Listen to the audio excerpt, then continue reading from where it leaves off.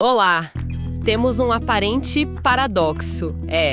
Lá no Ninho do Urubu, o Flamengo tem um dos melhores centroavantes do país, um camisa 9 que, entrega gols de forma consistente. E, no entanto, o clube está se movimentando para fazer a contratação mais cara da sua história, para outro centroavante. Hoje, a gente vai investigar esse aparente contrassenso, mergulhando numa apuração bem detalhada sobre os planos do clube para 2026. A resposta para essa questão, diz muito mais sobre o futuro do time do que apenas quem vai fazer os gols. É uma situação fascinante, né? Porque à primeira vista não faz sentido. Por que mexer numa posição onde você já tem um nome como um Pedro? Mas quando a gente começa a analisar os detalhes, percebemos que não se trata de uma simples troca de peças. É a montagem de um quebra-cabeça tático muito específico, sabe? E com a assinatura clara do técnico Felipe Luiz. Essa movimentação toda é sobre o tipo de time que ele quer construir. Exato. Não é uma contratação de diretoria, daquelas que surgem do nada, né? A gente vai ver que é uma contratação de treinador. E isso muda tudo. Então vamos começar pelo começo. O alvo, Caio Jorge, artilheiro do Brasileirão pelo Cruzeiro. De onde vem esse interesse tão forte e aparentemente tão caro? Vem diretamente da prancheta do Felipe Luiz. A apuração é muito clara nesse ponto. É um pedido pessoal e, insistente dele, e não é só por um bom atacante, é por um perfil muito específico. Ele quer o que no jargão do futebol a gente chama de um centroavante mais móvel. Alguém com características fundamentalmente diferentes das do Pedro. Certo, um jogador que se movimenta mais, que sai da área, mas essa necessidade não é nova. Me parece que o Flamengo, desde a saída do Gabigol, sente falta de um jogador com esse perfil no elenco. Exatamente. De jeito nenhum. Felipe Luiz está batendo nessa tecla desde que assumiu. A apuração mostra que lá no início de 2025 ele já fez esse mesmo pedido. A primeira tentativa foi uma aposta no jovem Juninho, que acabou não vingando como se esperava. Chegou a janela do meio do ano, novas buscas foram feitas, mas o clube não encontrou o nome certo no mercado. Ou, pelo menos, não pelo preço que queria pagar, sabe? O que me leva a uma pergunta. Se essa necessidade era tão óbvia desde o início do ano, por que o clube falhou em 2 janelas de transferência para resolver isso? Parece uma falha de planejamento, não? Pode ser visto como uma falha, ou talvez como uma mudança de filosofia. A impressão que fica é que no início eles buscavam uma solução de baixo custo, uma aposta. Com a saída definitiva do Gabigol, a urgência aumentou. E o texto ressalta algo importante. Felipe Luiz era um grande entusiasta do futebol do Gabigol. Justamente por essa capacidade de flutuar, de criar jogadas, de não ser um 9 fixo. Quando ele saiu, o elenco perdeu essa variação tática de forma gritante. Ficou um time mais previsível em certos momentos. Entendi. Então, o que mudou de lá para cá foi o tamanho do problema e, consequentemente, o tamanho da solução. A estratégia agora é completamente diferente. Em vez de uma aposta, a diretoria parece ter dito, ok, vamos resolver isso de vez. Exatamente. A diretriz agora é contratar alguém mais pronto.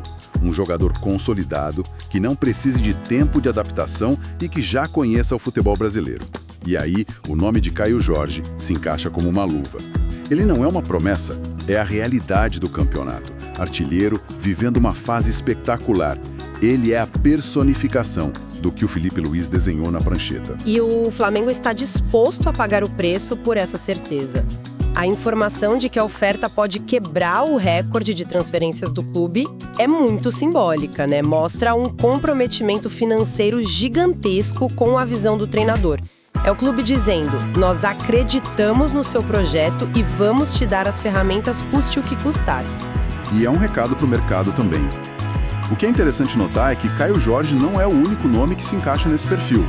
O interesse no Tati Castellanos, por exemplo, é antigo. Mas a apuração é bem específica ao dizer que, no momento, não há nenhuma proposta oficial por ele.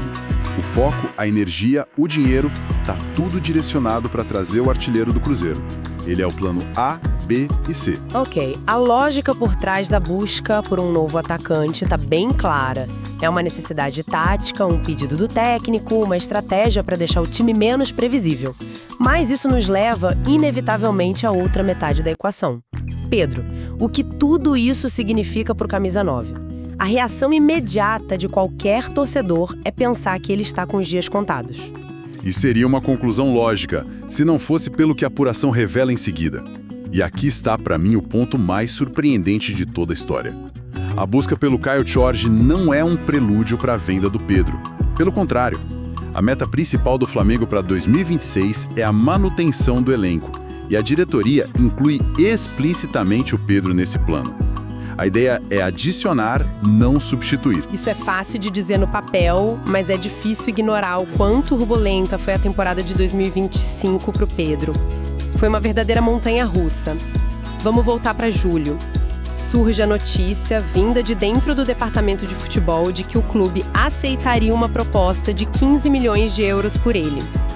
Na prática, foi como se tivessem colocado uma placa de vence no pescoço do seu principal centroavante. Uma situação inacreditável, que naturalmente gerou um desconforto imenso no jogador e no seu staff. E o que a investigação revela de mais grave é a aparente falta de alinhamento interno. Enquanto um dirigente estava vazando para o mercado que o Pedro era negociável, o presidente BAP, na época, afirmava internamente que não tinha a menor intenção de vendê-lo. Nossa! Isso expõe uma bagunça na comunicação que é péssima para o ambiente. Para o jogador, a mensagem que fica é de instabilidade, é falta de prestígio. É uma situação que desvaloriza o atleta e cria um clima de desconfiança, né? E como se não bastasse essa confusão da diretoria, pouco tempo depois, o próprio técnico Felipe Luiz vem a público e faz críticas duríssimas ao Pedro. Eu me lembro bem, ele não mediu as palavras. De forma alguma. Foi uma das coletivas mais fortes do ano. Ele usou termos como lamentável e disse que o comportamento do Pedro nos treinamentos beirou o ridículo.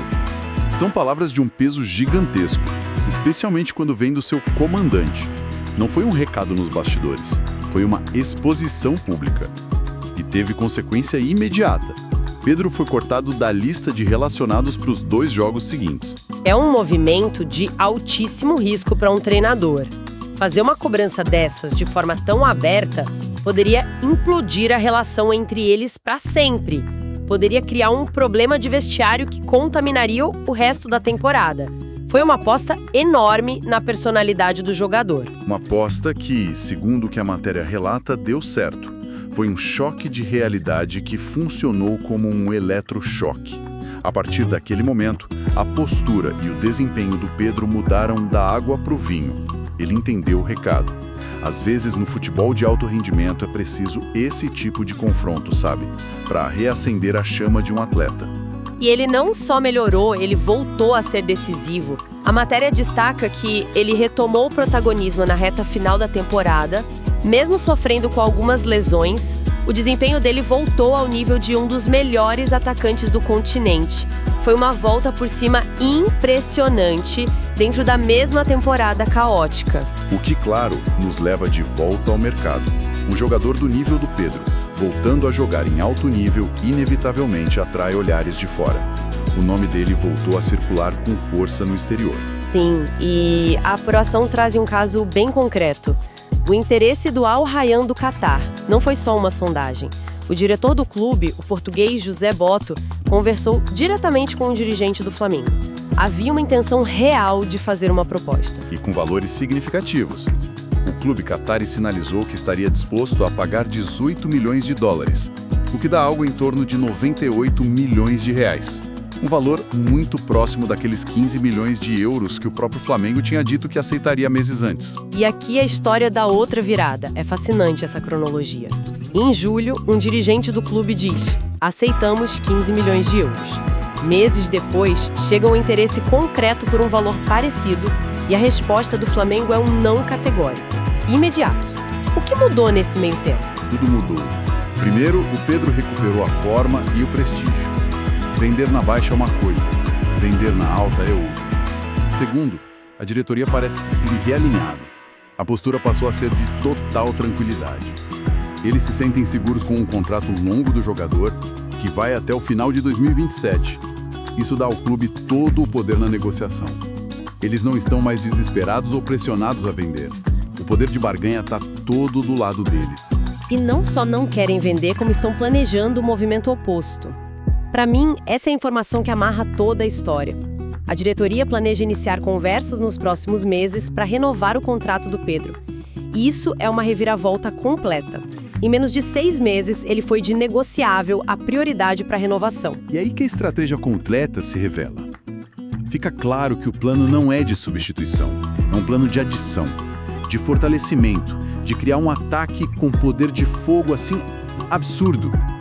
Eles querem a versatilidade tática do Caio Jorge para complementar a estrela estabelecida que é o Pedro.